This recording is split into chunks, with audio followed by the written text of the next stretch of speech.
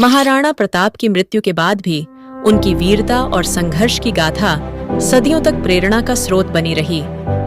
उनका जीवन सिर्फ एक राजा का नहीं, बल्कि एक ऐसे योद्धा का था जिसने अपनी मातृभूमि की स्वतंत्रता के लिए सब कुछ त्याग दिया।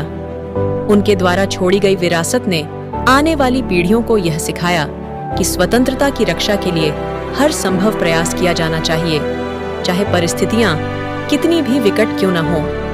महाराणा प्रताप के बाद उनके पुत्र अमर सिंह ने मेवाड़ की बागडोर संभाली। अमर सिंह ने भी अपने पिता की तरह मुगलों के खिलाफ संघर्ष किया, लेकिन समय के साथ परिस्थितियां बदलती गईं। मुगल साम्राज्य की ताकत इतनी बढ़ चुकी थी कि लगातार संघर्ष करना मुश्किल हो गया। अंततः 1615 में अमर सिंह को अकबर के उत्तराधिकारी जहांगीर से समझौता करना पड़ा। इस समझौते के तहत मेवाड़ की स्वतंत्रता को आंशिक रूप से मान्यता दी गई, लेकिन अमर सिंह को मुगल सत्ता के अधीन स्वीकार किया गया।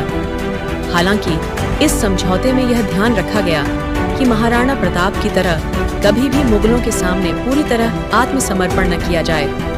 महाराणा प्रताप के जीवन और उनके संघर्ष ने राजपूताना में एक नई चेतना जगाई।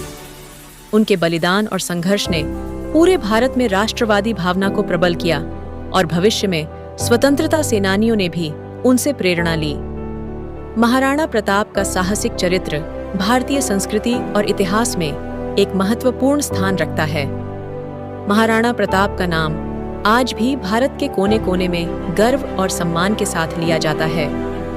राजस्थान में उन्हें एक देवता के रूप में पूजा जाता है और उनकी स्मृति को संजोने के लिए कई स्मारक और मूर्तियां बनाई गई हैं। खासकर उदयपुर में स्थित महाराणा प्रताप स्मारक और हल्दी घाटी के युद्ध स्थल पर उनके बलिदान को याद किया जाता है।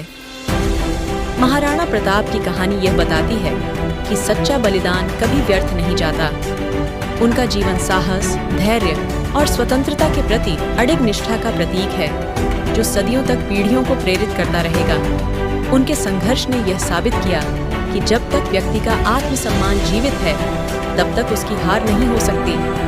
महाराणा प्रताप भारतीय इतिहास के ऐसे नायक हैं जिनकी गाथा अनंत काल तक गूंजती रहेगी। यदि आप लोगों को यह कहानी पसंद आई हो, तो हमारे चैनल को सब्सक्राइब करें